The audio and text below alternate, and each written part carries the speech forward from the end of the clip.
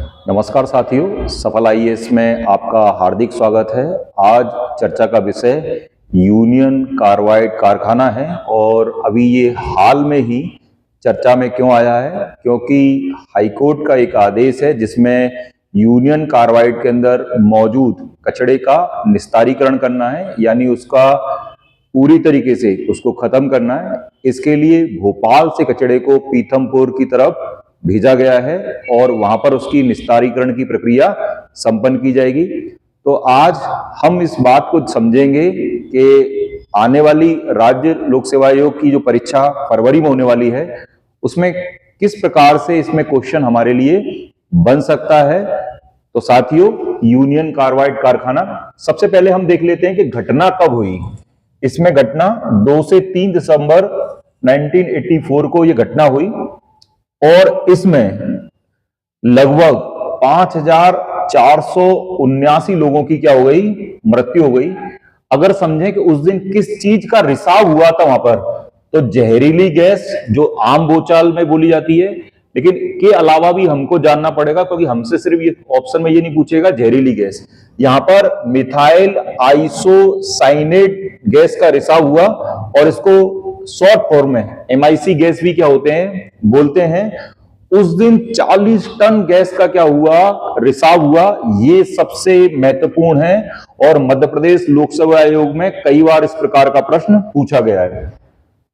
वर्तमान में चर्चा में क्यों है, तो मैंने आपको बताया वर्तमान में चर्चा में इसलिए क्योंकि हाई कोर्ट का एक आदेश है कि ये कचरा जो कई वर्षों से वहां मौजूद है उसका निस्तारीकरण किया जाए, यानी उस कचरे को पूरी तरीके से खत्म किया जाए। साथियों, आपको ये ध्यान होगा कि इस कचरे के निपटान के लिए भारत सरकार साथ में राज्य सरकार प्रयास कर रही थी। बीच में चर्चा में था कि इसको जर्मनी भेजा जाएगा, बीच में चर्चा था कि जो कंपनी थी वो कंपनी के पास भेजा जाएगा, लेकिन इसमें किसी प्रकार की कोई प्रोसेस नहीं हुई और कई सामाजिक कार्यकर्ताओं ने, पर्यावरणविदों ने इस पे रिट दायर करी।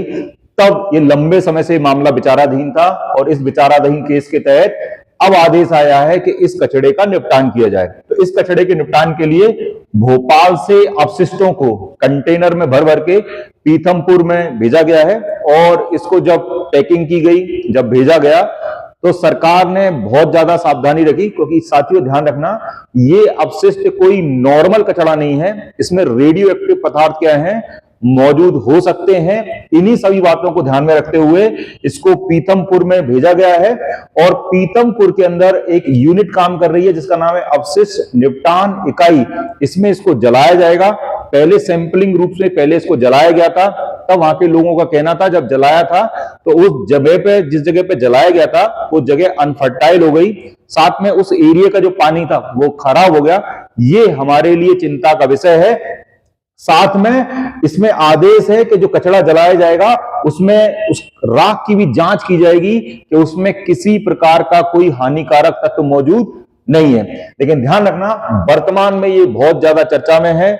अभी हाल ही में पीथमपुर बंद हुआ और पीथमपुर बंद के साथ ही कल रात को ही कैबिनेट की एक आपातकालीन मीटिंग बुलाई गई और उसमें बताया गया है कि अभी कचरे को डंप करके रखा गया है, उसको जलाने वाली प्रोसेस अभी चालू नहीं की गई। लेकिन ध्यान रखना, चूंकि हाईकोर्ट के आदेश हैं, ठीक है, इसलिए इस प्रोसेस को आपको आगे बढ़ाना ही पड़ेगा।